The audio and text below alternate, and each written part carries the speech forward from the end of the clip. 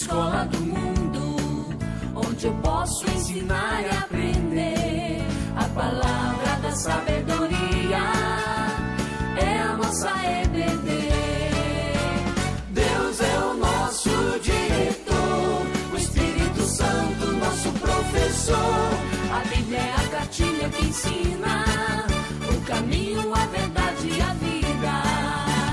Deus é o nosso diretor, o Espírito Santo nosso professor. A Bíblia é a cartilha que ensina o caminho, a verdade e a vida. Bom dia, irmãos. Esta é mais uma aula da Escola Dominical da Igreja Presbiteriana de Jaú e temos o prazer, pela graça de Deus, de estarmos juntos para fazer um estudo importante da Palavra de Deus nessa continuação desses nossos estudos online. Vamos curvar as cabeças em oração. Bondoso Deus, nosso Pai, nós estamos na Tua presença agradecidos, porque o Senhor é o nosso Deus. Te agradecemos, Pai Santo, pedindo que o Senhor esteja conosco nesse estudo agora e que tudo que fizermos aqui seja para a Tua honra e para a Tua glória. Que esse estudo tão importante que vamos fazer faça diferença nas nossas vidas, ou então confirme no nosso coração aquilo que nós já temos. A graça de Deus, a salvação em Cristo Jesus. Por Cristo Jesus, abençoando a todos os que estão aqui ouvindo. Em Cristo Jesus, amém. Nós estamos estudando no livro de Romanos e nós vamos estudar hoje a 8ª lição, que é a segurança, a salvação e o Espírito Santo. A segurança da salvação e o Espírito Santo. A salvação e o Espírito Santo. Nosso estudo vai se basear no livro de Romanos, capítulo 8, então eu peço que todos abram as suas Bíblias e não as fechem e vai acompanhando conosco, porque é um texto longo, mas um texto muito importante da Palavra de Deus. Falar da segurança da salvação. Muita gente pergunta, nós temos certeza de que nós vamos ser salvos ou que nós estamos já salvos agora no presente? Para muita gente, essa segurança não é uma coisa palpável. Para os crentes em Cristo Jesus, que tem o Espírito Santo já dentro do seu coração, é uma segurança, uma certeza absoluta dessa expressão de que nós somos seguros, sim, da salvação. Existe o arminianismo que prega que a segurança de salvação não existe, mas nós temos convicção pela palavra de Deus, é o que nós vamos estudar hoje nesse texto de Romanos 8, que nos assegura essa salvação. É muito importante para cada um de nós que o apóstolo Paulo, quando termina o capítulo 7 de Romanos, o apóstolo Paulo estava até um pouco, parece que frustrado. Ele falava, o mal que eu quero, o bem que eu quero fazer, não faço. Mas o mal que eu não quero, esse eu pratico. Mas aí o final do versículo 25 de Romanos 7, ele fala, graças a Deus por Cristo Jesus.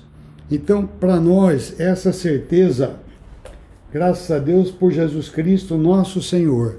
Essa certeza é uma certeza absoluta, porque graças a Deus nós temos agora uma esperança.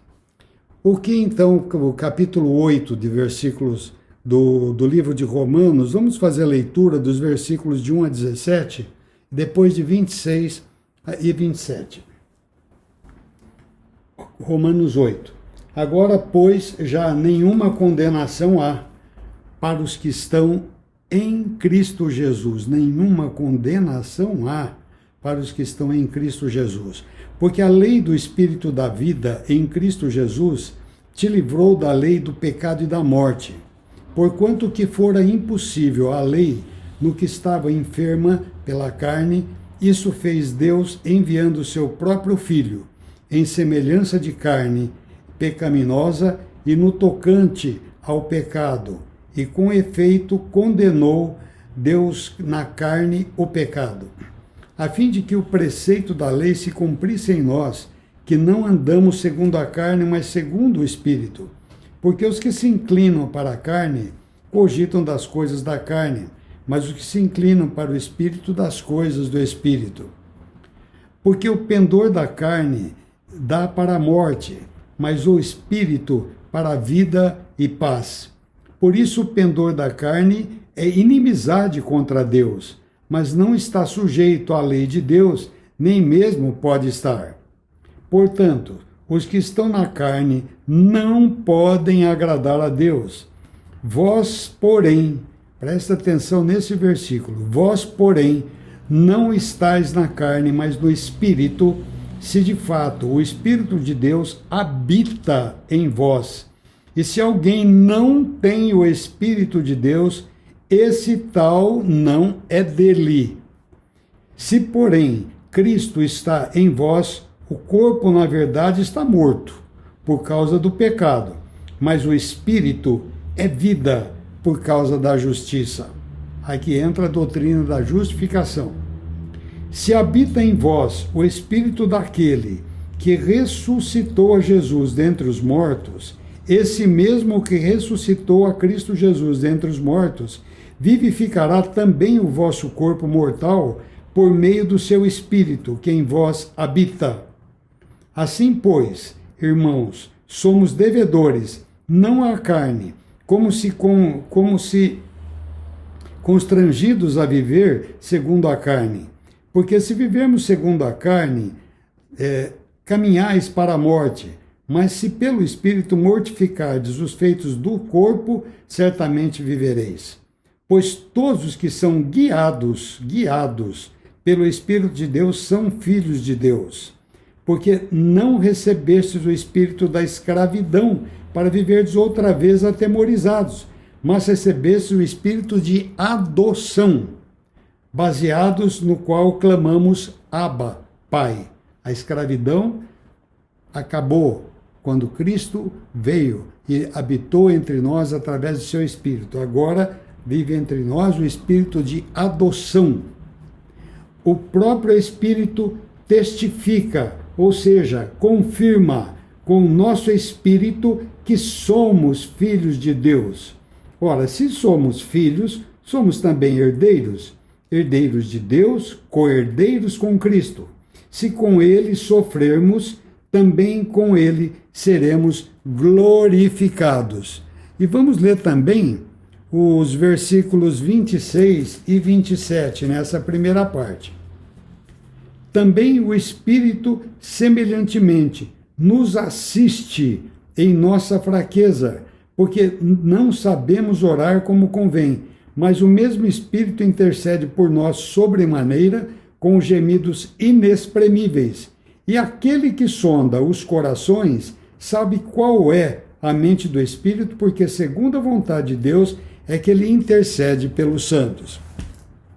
Então aqui em Romanos 7, aquela expressão de frustração do apóstolo Paulo se transforma no final do capítulo 7, versículo 25, graças a Deus por Cristo Jesus, nosso Senhor. Então aqui o apóstolo Paulo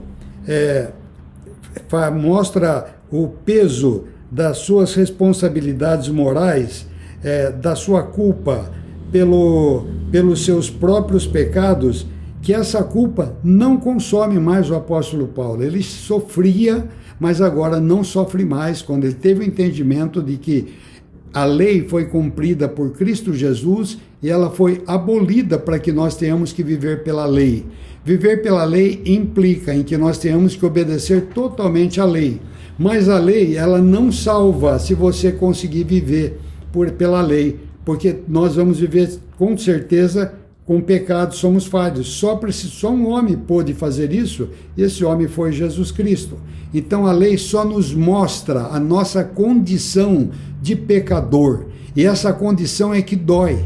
Só que quando essa condição dói, mas nós recebemos a Cristo como Salvador e nosso Senhor, o apóstolo Paulo então tem esse alívio, essa tranquilidade de dizer graças a Deus por Cristo Jesus.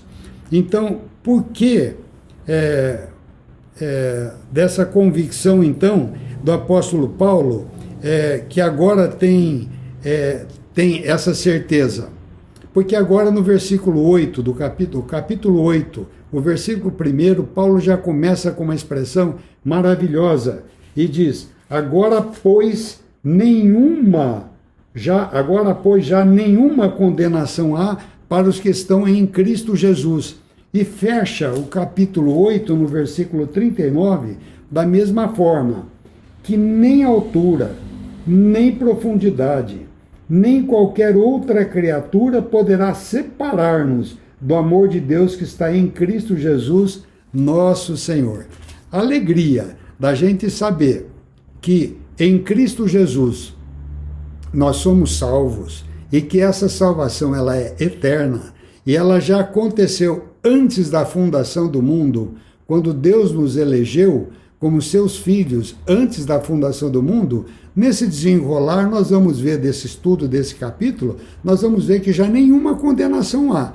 Quais as consequências disso, de que não há mais condenação? O apóstolo Paulo, então ele começa a desenvolver essa parte, juntamente, essa parte do estudo dessa lição, juntando as peças que desde o começo do livro de Romanos nós temos estudado até agora: que todo homem é pecador, que o justo só viverá por fé, que a única forma de nos salvarmos não é por obras. Obras não salvam ninguém. E ele vem explicando isso até agora, que por obras ninguém será salvo, mas seremos salvos pelo sacrifício de Jesus, que nos garante a salvação através da sua morte e o pagamento da justiça que Deus exigia de nós, que foi jogada, imputada em Cristo Jesus, e de Cristo Jesus foi imputado para cada um de nós a nossa santificação, a nossa libertação. Essa salvação foi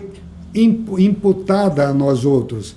A justificação, não tornarmos justo, mas Deus nos declarar justo, veio desse estudo do que Cristo fez por nós e como ele fez por nós. Quando ele acabou de morrer, ele falou: está consumado. O Pai viu o sacrifício dele, viu que realmente tudo foi feito de uma maneira perfeita. Deus aceitou esse sacrifício, ressuscitou o seu Filho, e na sua ressurreição essa justificação foi imputada para nós.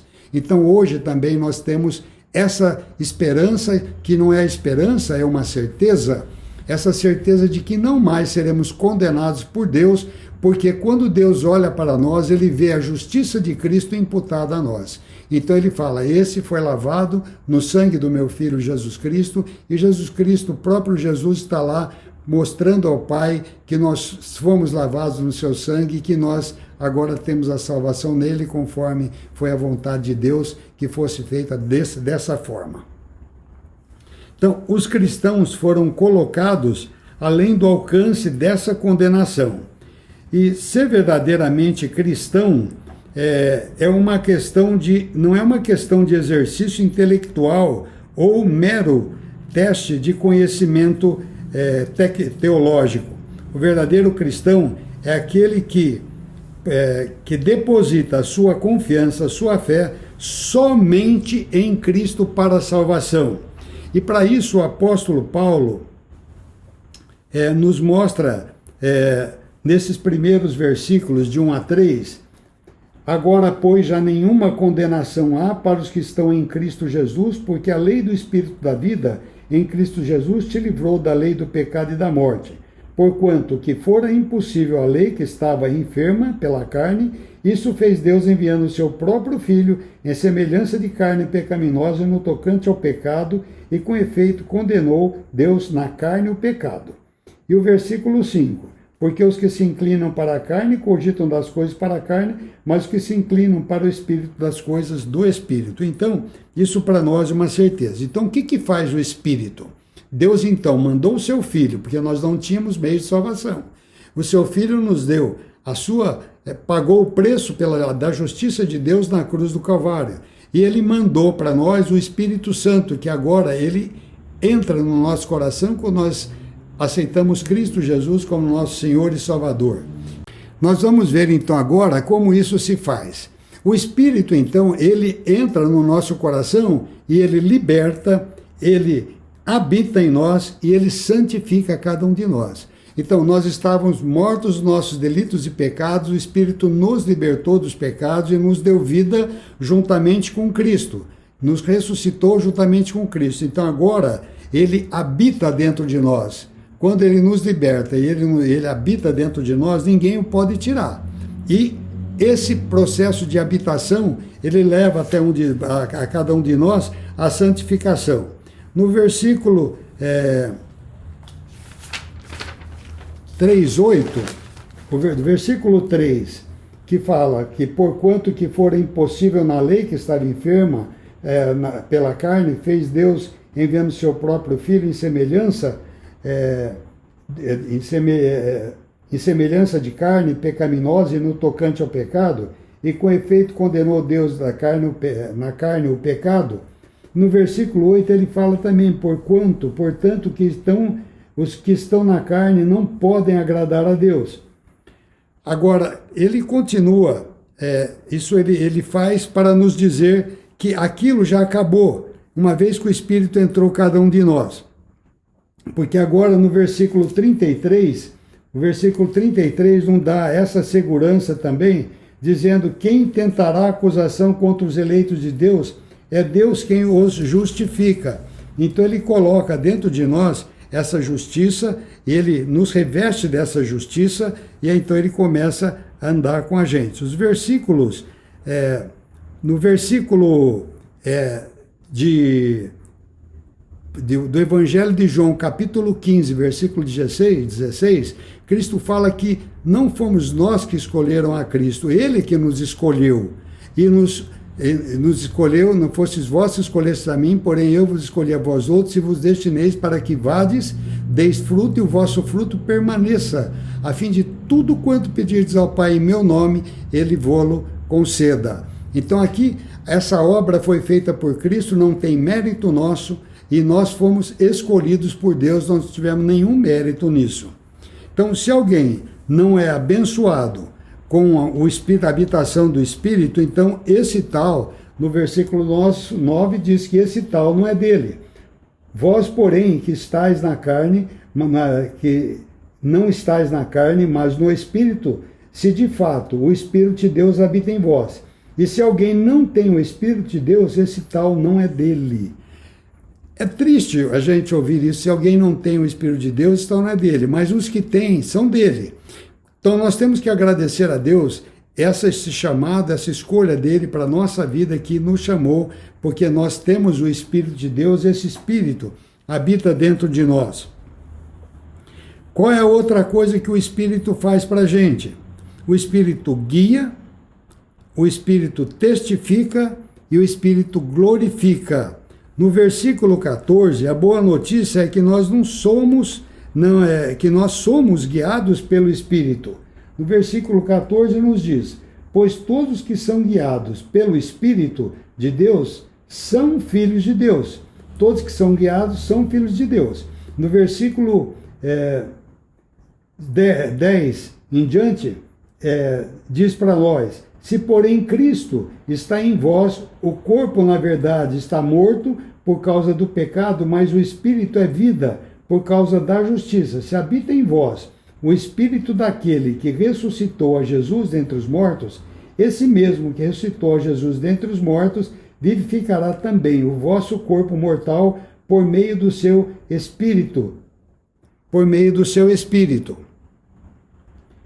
que em vós habita. Então, para nós é muito importante sabermos isso, pois todos que são guiados pelo Espírito são filhos de Deus. Nós não sabemos como andar, nós não sabemos, mas nós somos guiados pelo Espírito.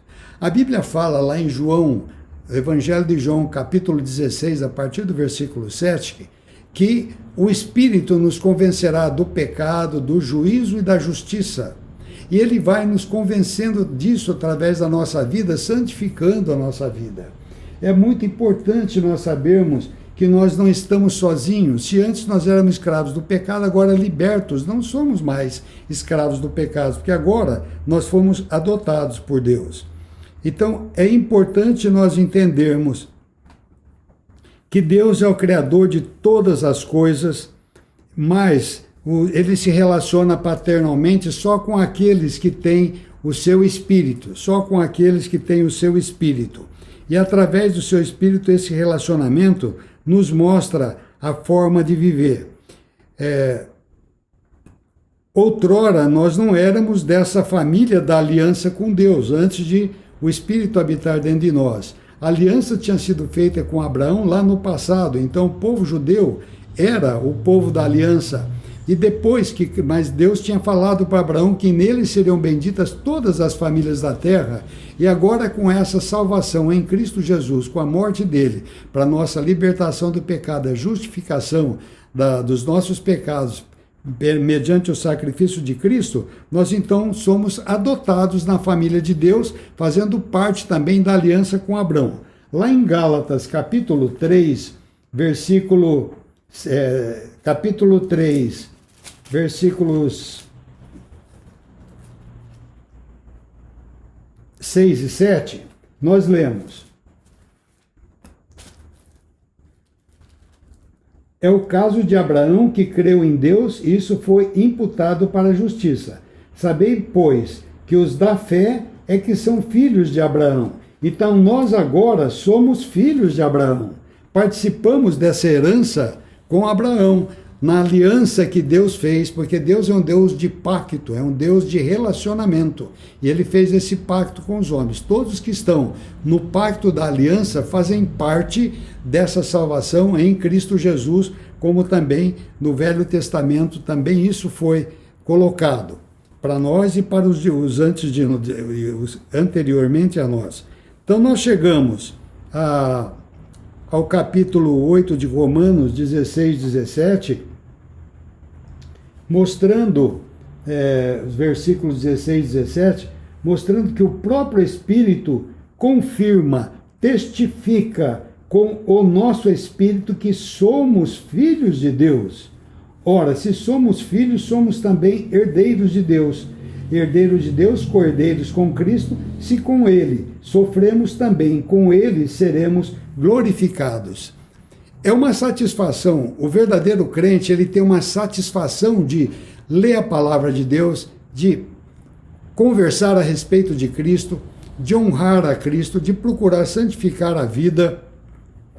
E isso vem pela testificação, pela confirmação que o Espírito faz para cada um de nós. Quem já sentiu, às vezes, algum pecado, mas sente um incômodo, pede um incômodo que é o Espírito Santo, e pede que Deus alivie a gente do pecado, pedindo esse perdão por isso, e a gente sente esse alívio, ele tem aquela certeza de que o Espírito de Deus está trabalhando dentro de nós. Então, é importante nós termos essa convicção. Então, esse é o mais profundo da certeza, é o nível mais profundo da certeza da salvação que nós podemos ter, que nós podemos alcançar, que o próprio Espírito confirma com o nosso Espírito que somos filhos de Deus. Fomos, então, adotados e automaticamente já nos foi garantida uma herança que é dividida em duas partes, essa herança é dividida em duas partes. A primeira parte, em Romanos 8,17, nos fala: ora, se somos filhos, somos também herdeiros, herdeiros de Deus, co-herdeiros com Cristo. Se com Ele sofrermos, também com Ele seremos glorificados. Então a primeira parte da herança é sofrimento. A Bíblia não nos fala que teremos dias felizes todos os dias, mas nós temos uma tranquilidade, uma paz, que passa por cima das coisas más que acontecem na nossa vida, de forma que nós passamos galhardamente como Cristo passou, todos os apóstolos passaram, os verdadeiros servos de Deus passaram, e nos garante, depois de passado essas tribulações, nós seremos herdeiros e co-herdeiros com Cristo, porque seremos glorificados juntamente com Ele na sua segunda vinda. E é isso que nós buscamos. O capítulo 4 de Romanos, de Gálatas,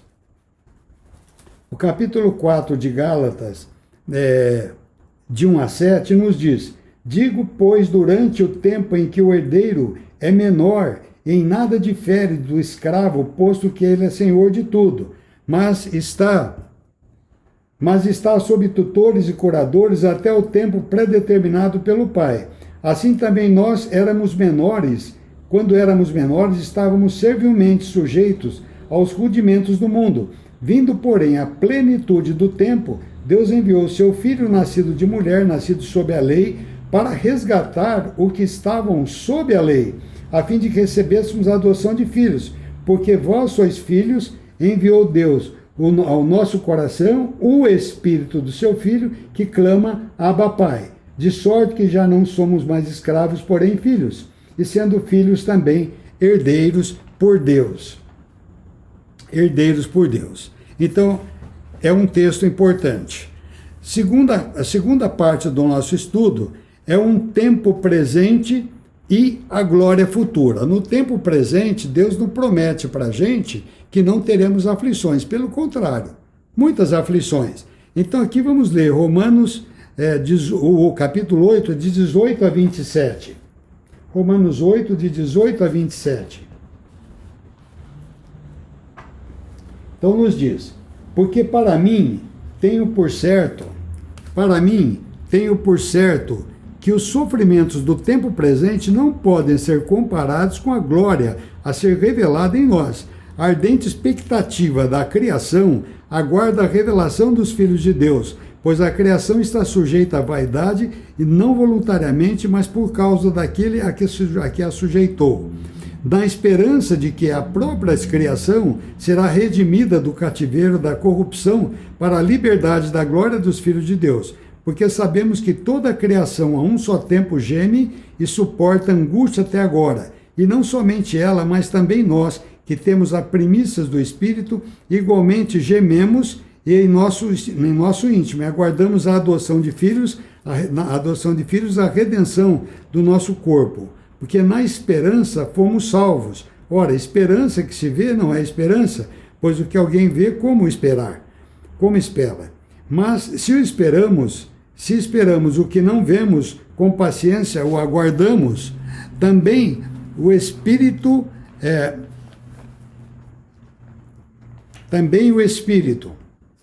semelhantemente, nos assiste a nossa fraqueza, porque não sabemos orar como convém, mas o mesmo Espírito intercede por nós sobremaneiras, com gemidos inexprimíveis, e aquele que sonda os corações sabe qual é a mente do Espírito, porque segundo a vontade de Deus é que intercede pelos santos.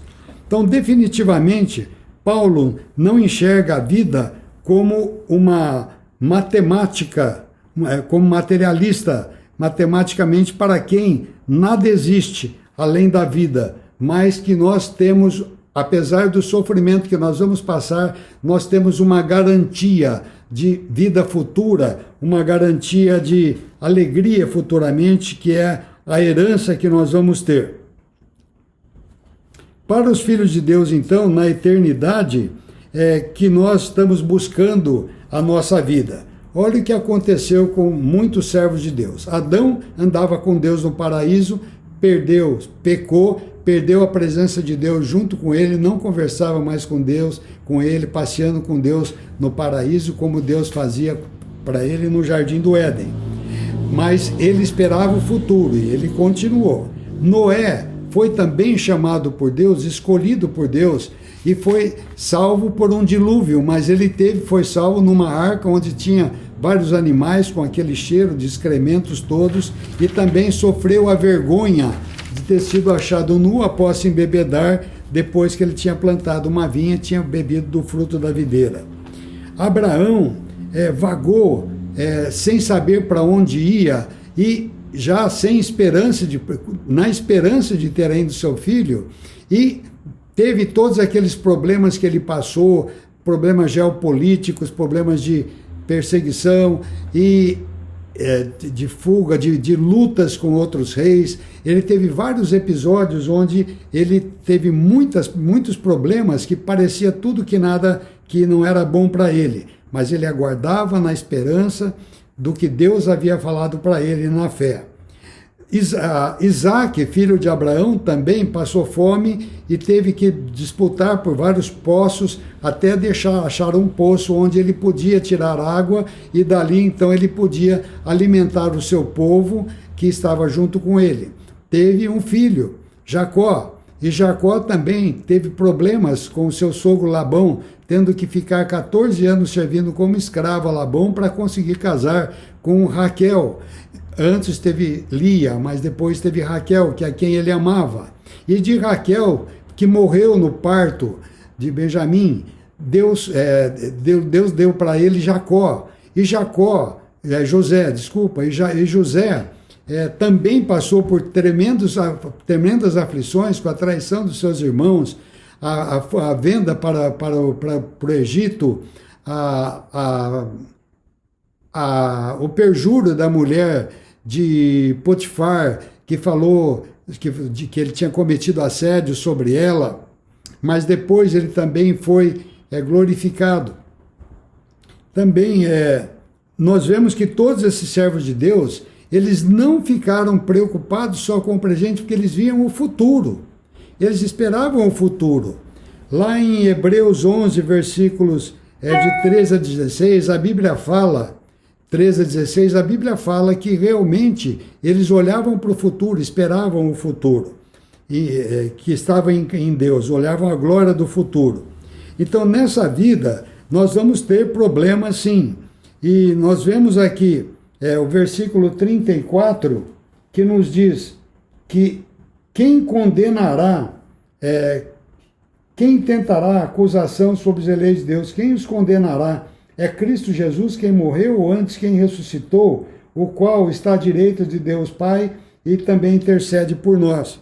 Então aqui em Romanos, também 8:34, nós vemos que nós temos um mediador junto ao Pai. Então nessa vida nós temos muitos problemas, muitas acusações do diabo, mas nós temos alguém que intercede por nós. Em 1 João também temos um advogado. Então temos uma defesa interna, que é o Espírito que em nós habita, e uma externa que está ao lado do Pai, que é Jesus, hoje, que intercede também por nós, para que nós possamos aguentar essa caminhada nesse mundo que nós estamos fazendo. A terceira parte do nosso estudo é o inabalável amor de Deus por nós. Deus tem um amor por nós desde antes da fundação do mundo. Então, em Romanos 8, de 28 a 39, vamos ler?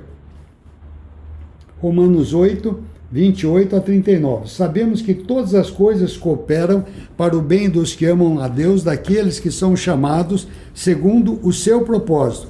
Porquanto aos que de antemão conheceu, também os predestinou para serem conformes à imagem do seu Filho. A quem de antemão conheceu, também os predestinou para serem conformes à imagem do seu Filho, a fim de que ele seja o primogênito entre muitos irmãos. E aos que predestinou, a esses também chamou. E aos que chamou, a esses também justificou. E aos que justificou, a também glorificou. Que diremos, pois, à vista dessas coisas? Se Deus é por nós, quem será contra nós? Aquele que não poupou o seu próprio Filho, antes por todos nós, o entregou, porventura não nos dará graciosamente com ele todas as coisas?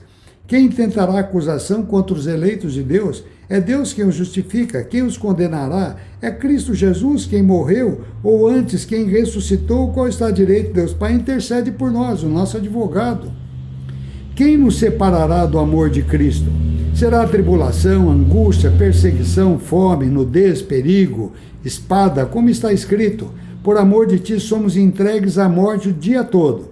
Fomos considerados como ovelhas para o matador. Em todas essas coisas, porém, somos mais do que vencedores por meio daquele que nos amou. É o grande amor de Deus. Porque eu estou bem certo que nem a morte, nem a vida, nem os anjos, nem os principados, nem as coisas do presente, nem do porvir, nem os poderes, nem a altura, nem a profundidade, nem qualquer outra criatura poderá separar-nos do amor de Deus que está em Cristo Jesus, nosso Senhor.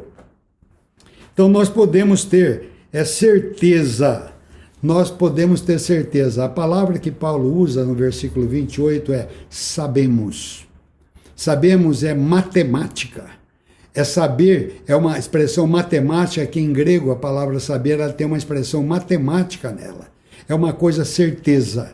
Então nós sabemos que todas as coisas estão sob o domínio, sob o governo de Deus. Em tudo, porém, tudo que nos faz sofrer, até mesmo as coisas que são de fato, mas são usadas por Deus para o nosso bem. Nós vemos o melhor exemplo bíblico na pessoa de José. José foi traído pelos irmãos, sofreu, foi vendido como escravo, foi preso indevidamente, foi liberto da escravidão, foi governador do Egito, saciou a fome do povo do Egito e a fome do seu povo, do seu pai, dos seus irmãos e de todas as nações ali à sua volta. Então, uma coisa que quando o seu pai morreu, os irmãos, sabendo, ele tinha se declarado já aos irmãos que ele era José, e os irmãos falaram, agora que nosso pai morreu, ele vai se vingar de nós. José falou, não, vocês intentaram o mal contra mim, mas Deus transformou isso em bem.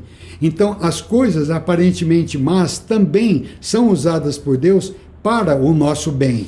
E o propósito de Deus nunca vai falhar. Quando Deus nos chamou, Ele chamou para sermos semelhantes aos seus filhos. Ele nos chamou para santidade, para uma santificação da nossa vida. Então, é uma coisa, é um pedaço importante da nossa vida esse texto. Então, o que diz aqui?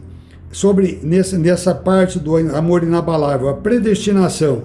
Esse tema predestinação não foi uma invenção de Santo Agostinho, não foi uma invenção de Calvino. Ele está no Velho Testamento como está no Novo Testamento.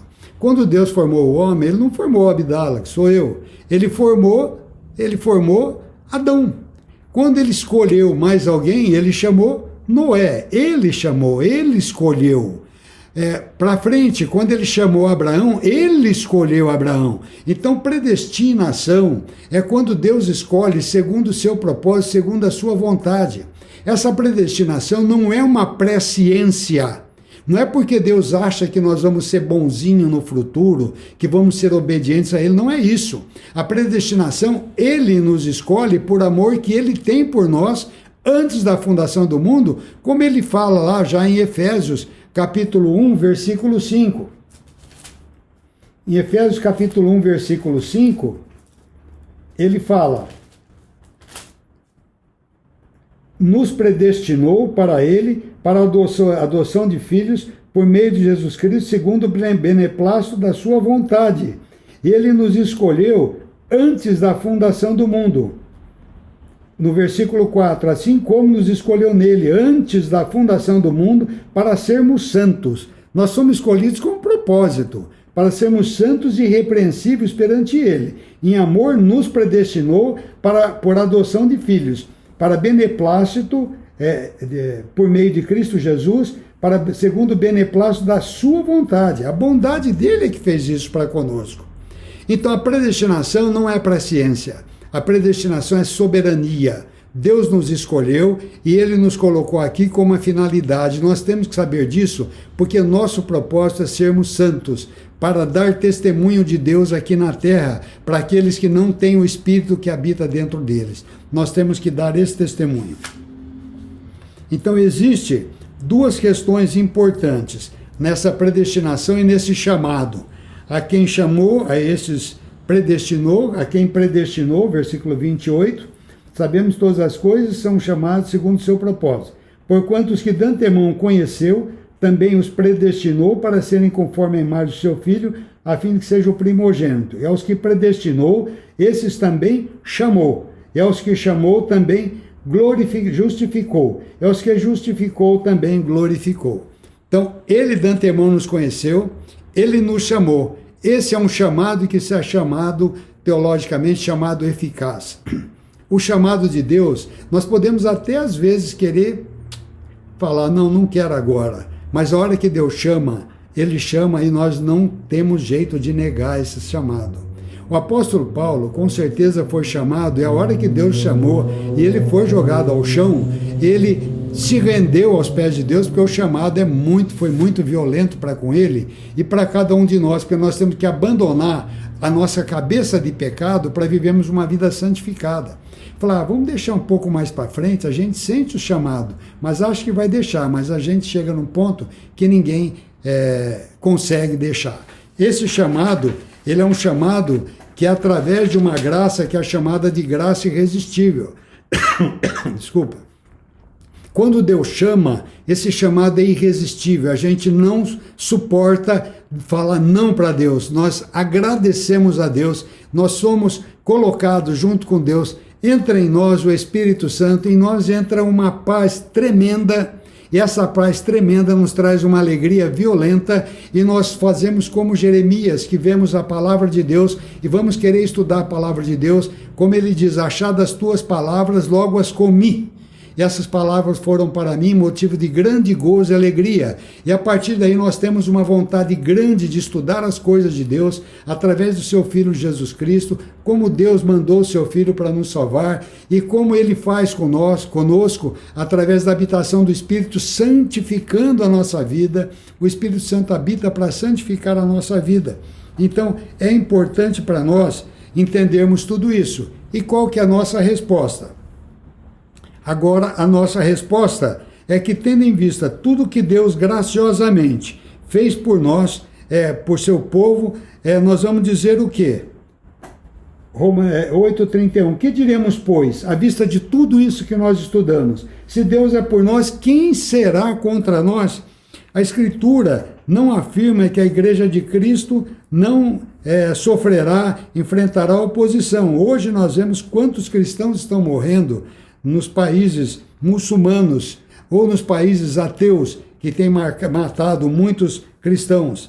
Também uma das principais artimanhas de Satanás não é contra o crente, não é talvez a tentação, mas a acusação. Então aqui ele diz, quem tentará acusação contra os eleitos de Deus? É Deus quem justifica. Então, quem tentará acusação? A tentação é a obra de Satanás, mas o mais duro para nós é a acusação que ele faz para nós agora em vida, que cada pecado que nós cometemos, ele coloca um complexo de culpa, e nós então às vezes nos sentimos envergonhados. Então nós temos que fazer como lá em Hebreus 12, que desembaraçando de todo o peso e do pecado que tenazmente nos assedia, nós temos que correr com perseverança a carreira que nos está proposta, olhando firmemente para Jesus, o autor e consumador da fé. Então, para nós é muito importante essa certeza da salvação, porque nós hoje sabemos que as coisas que acontecem conosco, nós temos Cristo como nosso Senhor e Salvador. A verdadeira segurança da nossa salvação não está no sentimento nosso de que eu estou seguro. Eu não estou seguro com o meu sentimento. Eu estou seguro pela certeza que a palavra de Deus nos dá. A Bíblia. A palavra de Deus nos dá essa certeza. Essa certeza vem pela leitura da palavra, como nós estamos fazendo aqui agora. Só que o Espírito dentro de nós, ele confirma, ele testifica para nós que nós somos filhos de Deus. É muito gostoso isso. É importante sabermos dessa certeza. Então, concluindo, no versículos, a verdadeira segurança, ela está na palavra de Deus. Em Romanos 8, 38 e 39, nós lemos: porque eu estou bem certo de que nem a morte, nem a vida, nem anjos, nem os principados, nem as coisas do presente, nem do porvir, nem a altura, nem a profundidade, nem qualquer outra criatura poderá nos separar do amor de Deus que está em Cristo Jesus nosso Senhor. Esse grande amor de Deus é que nos garante a salvação. Essa salvação é dada pelo sacrifício de Jesus Cristo na cruz do Calvário, que a sua morte e a sua ressurreição nos deu a justificação dos nossos pecados. Deus nos declara justos. Deus nos declara justos. Quando Ele ora para nós, Ele nos vê revestidos da justiça de Deus. Então, justificados perante Deus, nós temos paz com Deus, nós temos paz com Ele. A justificação de Cristo nos dá a paz com Deus. Nós podemos então trilhar essa carreira com uma certeza de que nós somos salvos. Agora, pois, já nenhuma condenação há para os que estão em Cristo Jesus. Versículo 39. Nem altura, nem profundidade ou qualquer outra criatura poderá nos separar do amor de Deus que está em Cristo Jesus. Como está lá em João 10, as minhas ovelhas ouvem a minha voz, elas me ouvem e me seguem. As minhas ovelhas estão na minha mão, e da mão de Deus ninguém as arrebatará. Nós estamos na mão de Deus, ninguém arrebatará. Você tem certeza da sua salvação? Viva com a certeza da salvação, lendo a palavra de Deus, orando com o Espírito que intercede por nós com gemidos inexprimíveis, porque nós não sabemos orar, como o texto fala aqui para nós não sabemos orar, mas o Espírito ora para Deus com gemidos inexprimíveis, tentando transformar aquilo que nós não sabemos falar para a linguagem que Deus aceita. E o Espírito faz isso por nós. Isso foi dado por Deus para habitar em nós através do sacrifício de Jesus. Você tem certeza da tua salvação? Se não tiver, procura ler a palavra de Deus, procura conversar, que qualquer um crente com maior tempo de Deus poderá te explicar melhor, inclusive esse texto, que é um dos textos mais importantes da palavra de Deus, se não o mais importante, porque ele diz como Deus fez para nós a nossa salvação. Amém? Vamos terminar com uma oração.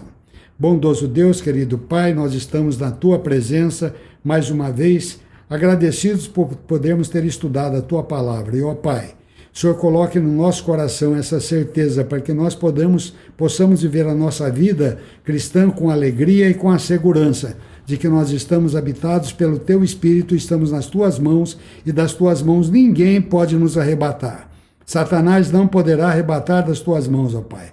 E essa certeza é que nos dá alegria de podermos continuar aqui na terra em meio mesmo a sofrimentos, mas com uma alegria que esses sofrimentos não nos fará nenhum problema, porque nós enxergamos o futuro na vida com Cristo Jesus e com o Senhor e com o Teu Santo Espírito aí na glória.